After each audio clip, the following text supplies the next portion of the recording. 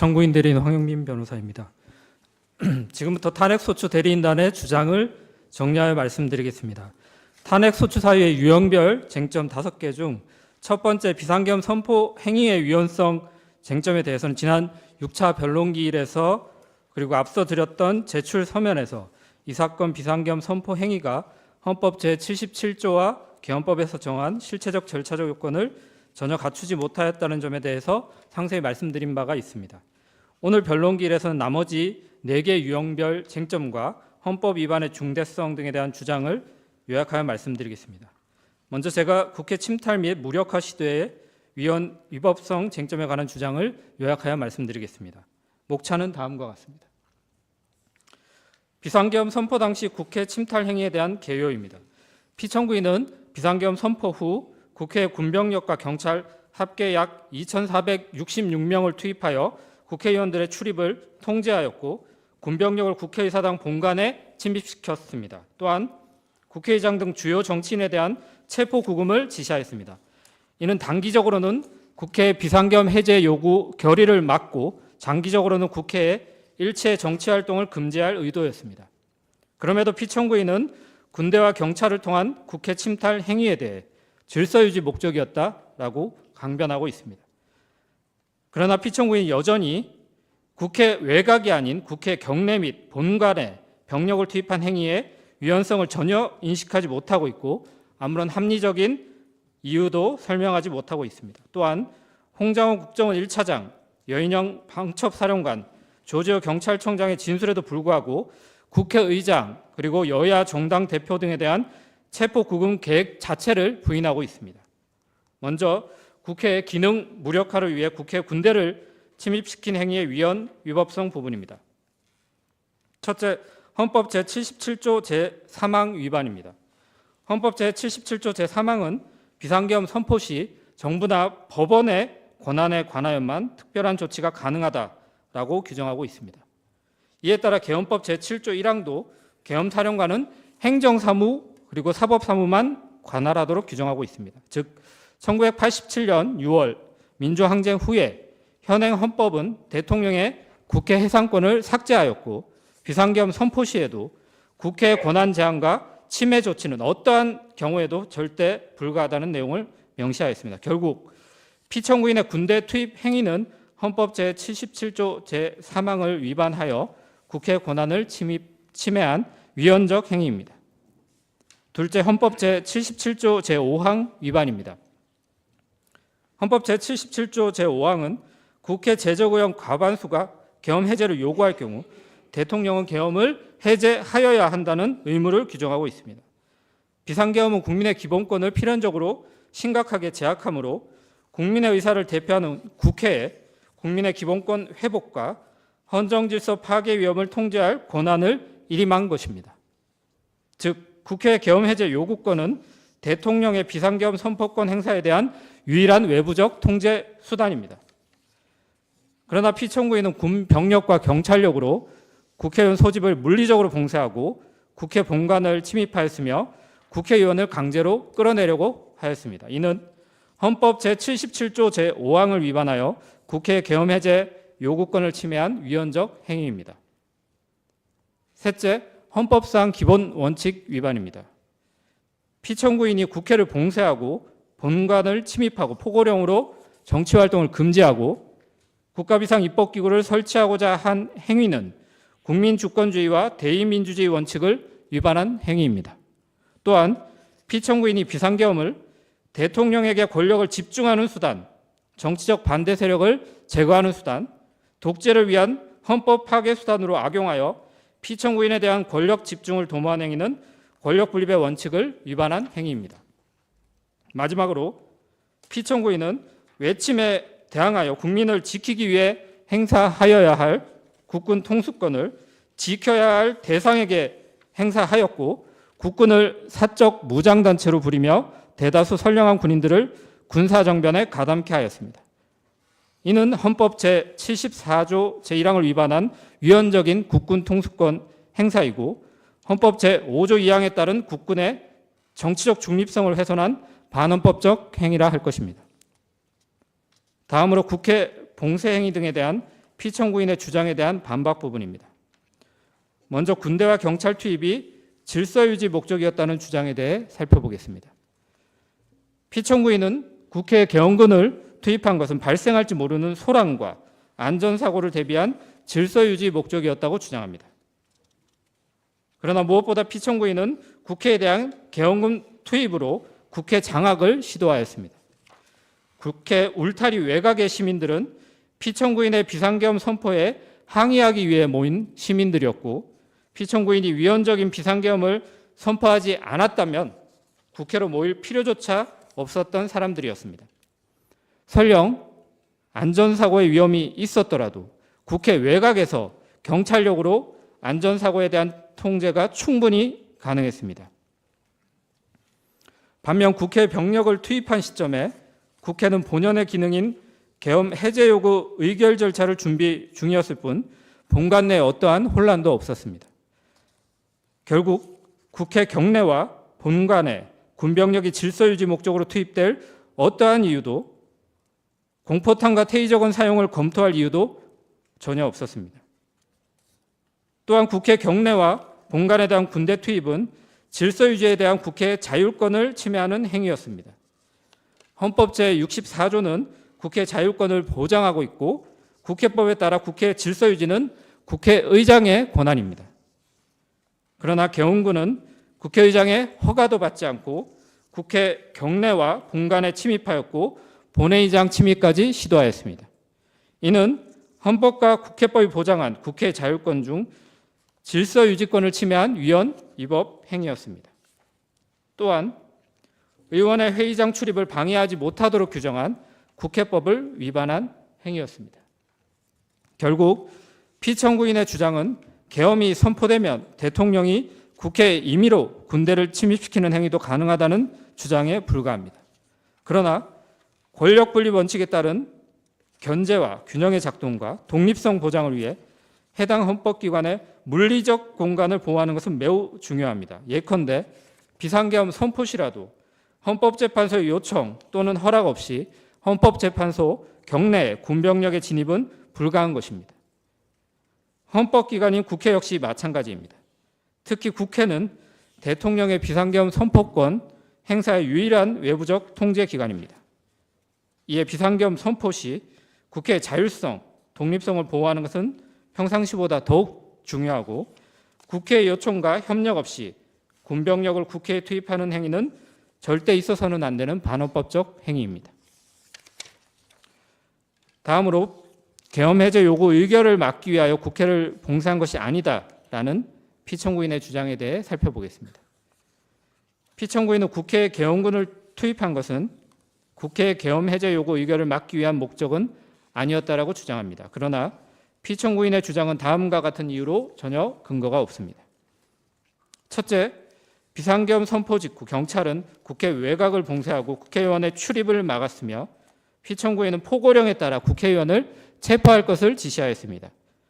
계엄 선포 3시간 전 피청구인은 경찰청장, 서울경찰청장과 안가에서 해동하여 경찰력 투입을 지시하였습니다. 비상계엄 선포 직후 국회 주변에 경찰 배치가 시작되었고 22시 48분경부터 국회의원을 포함한 모든 출입자의 국회 출입이 전면 통제되었습니다. 이후 짧은 시간 일시적으로 출입이 허용되었으나 피청구인의 지시로 계엄사령관이 경찰청장에게 포고령에 따른 국회 출입 차단을 요구하였고 23시 37분경부터 다시 국회 출입이 전면 통제되었습니다. 아울러 경찰 기동대도 증원되었습니다. 또한 피청구인은 23시부터 다음날 1시 3분경 사이 경찰청장에게 수차례 연락하여 국회의원들 다 포고령 위반이야 체포해라고 지시하였습니다. 더욱이 피청구인도 2025년 1월 14일자 답변서에서 국회 봉쇄가 일시적으로 이루어진 것은 사실이다라고 인정하기까지 하였습니다. 둘째, 수방사 및 특전사 병력은 비상계엄 해제 요구한 의결을 방해하였고 피청구인은 국회의원 체포를 지시하였습니다. 피청구인은 2024년 3월 말 4월 초경을 시작으로 국방부 장관과 함께 수방사령관, 특전사령관, 방척사령관 등 계엄군 핵심 인사들과 수차례 회동을 하였습니다. 피청구인은 이 사건 비상계엄 당시 2024년 12월 4일 00시 20분경 특전 사령관에게 직접 전화하여 아직 의결 정족수가 채워지지 않은 것 같다. 빨리 국회문을 부수고 들어가서 안에 있는 인원들을 밖으로 끄집어내라 라고 지시한 사실이 이 법정에서 밝혀졌습니다. 또한 피청구인은 같은 날 00시 30분경부터 1시경 사이에 수방사령관에게도 직접 전화하여 본회의장으로 가서 4명이 1명씩 들쳐업고 나오라고 해라고 지시하였고, 이 같은 지시에도 국회 본회의장에 모인 국회의원의 수가 계엄 해제 요구한 의결 정족수에 가까워지자 재차 전화하여 문 부수고 들어가서 끌어내, 총을 쏴서라도 문을 부수고 들어가서 끌어내라 라고 지시한 사실이 확인되었습니다. 셋째, 국회 비상계엄 해제 요구한 가결 이후에도 피청구인은 지체 없이 비상계엄을 해제하지 아니하고 합참으로 가서 대책을 강구하였습니다. 피청구인은 헌법 제77조 제5항 및 계엄법 제11조 제1항에 따라 지체 없이 신속하게 계엄을 해제해야 할 법적 의무가 있습니다. 그러나 피청구인은 국회 계엄 해제 요구 의결 이후에도 수방사령관에게 전화하여 해제됐다 하더라도 내가 2번, 3번 계엄령 선포하면 되는 거니까 계속 진행해 라고 지시하였고, 01시 16분경부터 47분경까지 합참 지하에 위치한 결심지원실에 머무르며 대책을 강구하였습니다. 피청구인과 계엄을 모의한 국방부 장관도 02시 13분경 특전사령관에게 연락하여 선관위의 병력을 재차 투입할 수 있는지 확인하기까지 하였습니다. 넷째, 피청구인은 비상계엄 선포 당일 국회에 계엄 해제 요구한 의결 상황 자체를 상정하지 않았습니다. 피청구인은 2025년 1월 14일자 법정에 제출한 답변서에서 안건 상정 등 절차 때문에 국회의 다수당인 민주당이 계엄을 해제하려 해도 며칠 걸릴 것으로 예상하였다라고 기재하였습니다. 국방부 장관에 대한 증인신문에서 김용현은 비상계엄이 2, 3일은 갈 것이라고 생각했다라는 취지로 진술하였고, 피청구인 본인도 비상계엄이 하루는 유지될 것이라고 생각했다라고 밝혔습니다. 결국 피청구인은 적어도 이 사건 비상계엄 선포 당일에 계엄 해제 요구안이 의결되는 상황 자체를 상정하지 않았고, 이를 막기 위해 경찰과 군대를 동원하여 국회를 봉쇄하려고 하였던 것입니다. 다음으로 피청구인은 의회 민주주의와 권력 분립 원칙 자체를 파괴하려고 시도했습니다. 포고령 제1항은 국회와 지방의회, 정당의 활동과 정치적 결사, 집회, 시위 등 일체의 정치 활동을 금한다라 규정하였습니다. 이는 국회 활동의 정당성 여부를 피청구인이 임의로 판단하여 원천적으로 금지하겠다는 독재적 발상이었습니다. 또한 피청구인은 기획재정부 장관에게 지시 문건을 주고 국회 관련 자금 완전 차단, 국가비상 입법기구 관련 예산 편성을 지시하였습니다. 이는 국회를 해산하고 새로운 입법기구를 창설하려는 반헌법적 행위였습니다. 마지막으로 국회의장 등에 대한 체포지시행위의 위헌 위법성 위반 부분을 말씀드리겠습니다.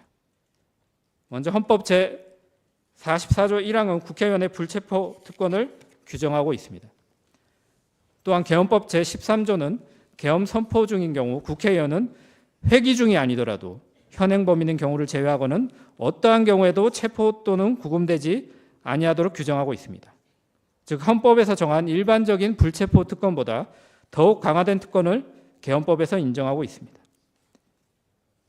이와 같은 규정의 취지는 계엄을 지속하기 위한 목적으로 국회의 기능을 마비시키려 하는 어떠한 의도도 원천 배제하기 위한 헌법적 결단이라고 할 것입니다. 그러나 피청구인은 주요 정치인에 대한 체포를 지시하였고, 이는 국회의원의 불체포 특권을 침해하는 행위일 뿐 아니라 체포 대상인 국회의장, 여야 정당 대표 등은 국회 계엄 해제 요구 의결 절차에 관련된 핵심적 인사들임을 고려할 때 국회 계엄 해제 요구 의결을 막을 의도였음이 분명하다 할 것입니다.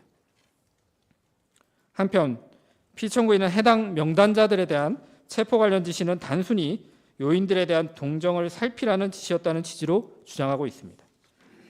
그러나 국방부 장관 김용현은 포고령 위반 우려 대상자를 방첩사령관에게 알려주었다는 점을 인정하였고, 국회의장 우원식, 그리고 여야 정당의 대표인 이재명, 한동훈 등 3명을 우선 체포하라고 지시하였습니다.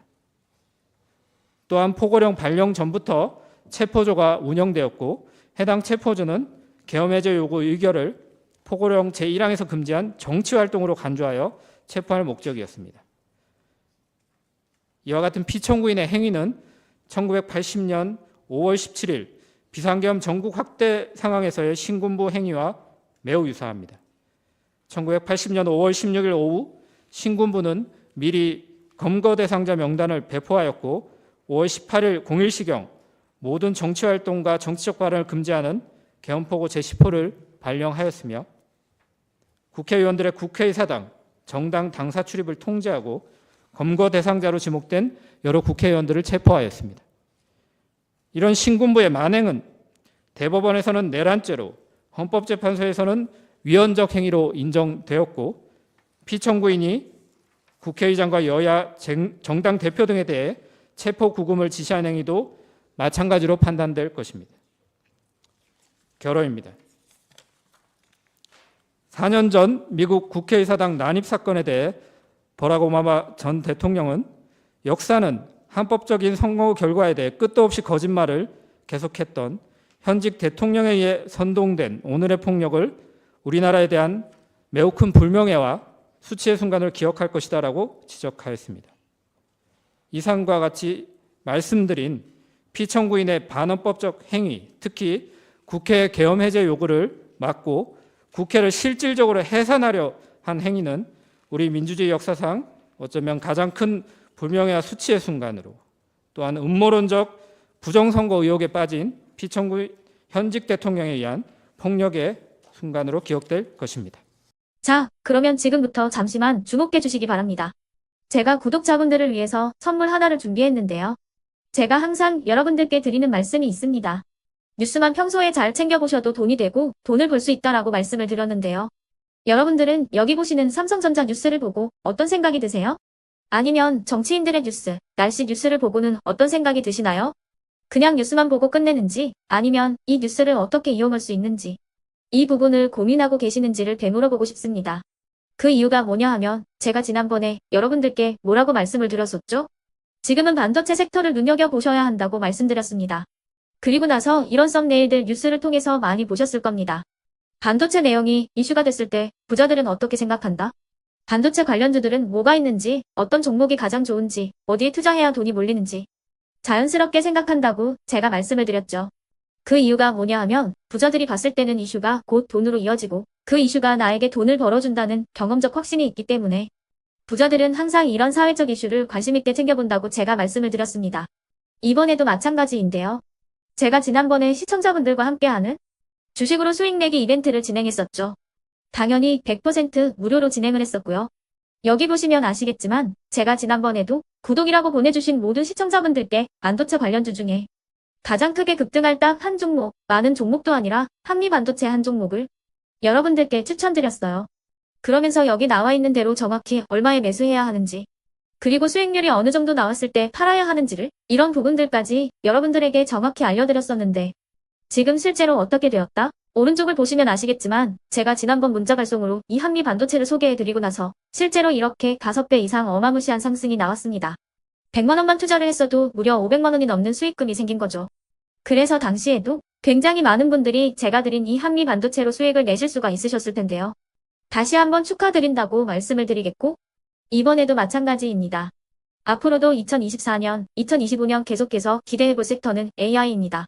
그 중에서도 AI 반도체는 그 누구도 부정할 수 없는 미래성장 산업입니다. 그러면 우리가 어떻게 생각해 볼 수 있을까요? AI 반도체 종목 중에 앞으로 크게 대장 역할을 하면서 10배 이상 급등할 수 있는 템베거 종목을 지금부터 열심히 추적해야 한다는 겁니다.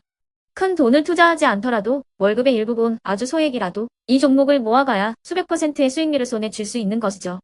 지금 여러분이 보고 계시는 이 유튜브 또한 AI 반도체와 아주 밀접한 연관이 있고 반도체야말로 대한민국의 핵심 산업으로 앞으로 더더욱 시장은 성장할 수밖에 없습니다. 그렇기 때문에 제가 이번에도 뭘 보내드리고 있냐면 지난번과 똑같이 구독이라는 문자를 보내주시면 제가 AI 반도체 관련주 중에 앞으로 대장주 역할을 하면서 주가가 가장 크게 급등할 한 종목을 여러분들께 문자 발송으로 종목명과 사고 파는 시점을 모두 알려드릴 건데요. 그 문자를 받고 여러분들이 주식으로 돈 버는 연습을 한번 해보셨으면 좋겠고요. 혹시라도 나는 주식을 하지 않는다 하시는 분들은 주변에 주식하시는 지인분들에게 말씀을 해주셔도 되고요.